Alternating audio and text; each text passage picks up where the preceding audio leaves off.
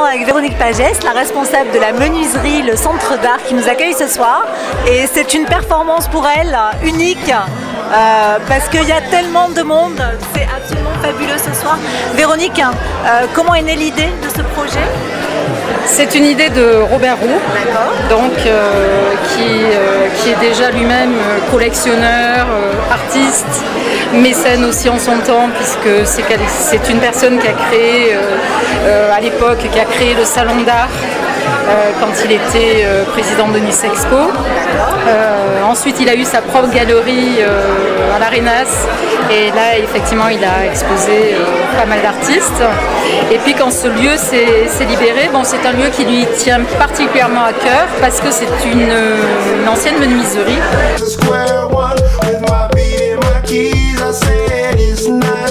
Coca-Cola, c'est vous qui avez choisi la thématique?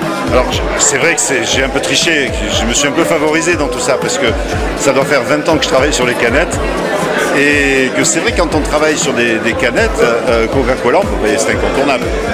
D'abord parce qu'il y a une marque qui est très forte avec un graphisme facilement reconnaissable et puis en plus Coca-Cola se décline.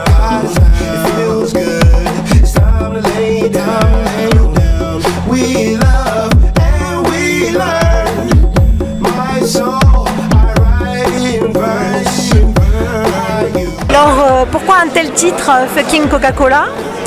Eh bien, ce titre, en fait, a été décidé par rapport justement à l'esprit du tableau. C'est-à-dire qu'en fait, je fais toujours un titre pour illustrer mes œuvres. Et Fucking Coca-Cola, tout simplement parce que Coca-Cola contient énormément de substances nocives pour l'organisme. Hein. C'est simplement une représentation de l'Amérique avec ses excès. Et aussi, c'est un rêve, parce qu'il y a un très beau rêve derrière l'Amérique, c'est un rêve d'un monde harmonieux à leur image, qui n'est pas forcément ce qui correspond à tout ce qu'on peut voir dans le monde et aux volontés de chacun. C'est pour ça qu'en fait, j'utilise des journaux, parce qu'il y a des articles à l'intérieur qui ont leur importance, qu'on ne voit pas quand on voit le tableau dans son ensemble, mais qui ont leur importance et qui racontent un petit peu ce que l'intervention des États-Unis dans le monde. Purement Coca-Cola, avec les couleurs Coca-Cola, avec un peu l'acide aluminium de la canette.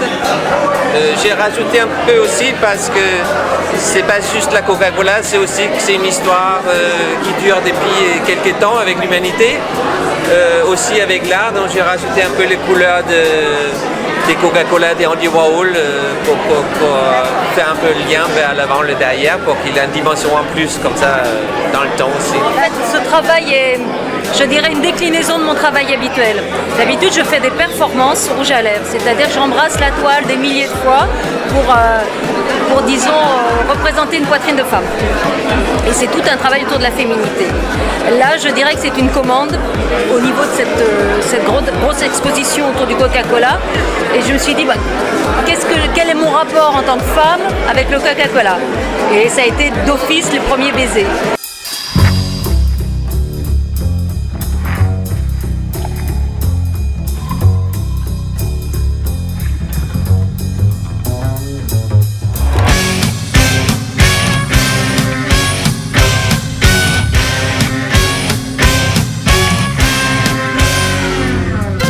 Et ce qui est très intéressant, c'est qu'à partir d'une même thématique, on est capable chacun d'analyser les choses avec son esprit personnel et de sortir des choses qui sont complètement différentes. Bon, quand on voit par exemple ce que fait Roux, ou ce que fait Ben, ou ce que fait Reboz, ou ce qu'a fait Peter derrière, on arrive à des résultats qui sont complètement différents, tout en utilisant la même thématique de départ. Et ça, je trouve ça très intéressant. Ils ont tous joué le jeu, il y a du Coca-Cola partout. Et c'est ça une expo, c'est ça une collection, c'est une symphonie, c'est celui qui est curateur, celui qui les fait. Moi je suis artiste, mais il me réduit moi soliste en faisant partie d'un orchestre. C'est très bien, ça devrait toujours être comme ça.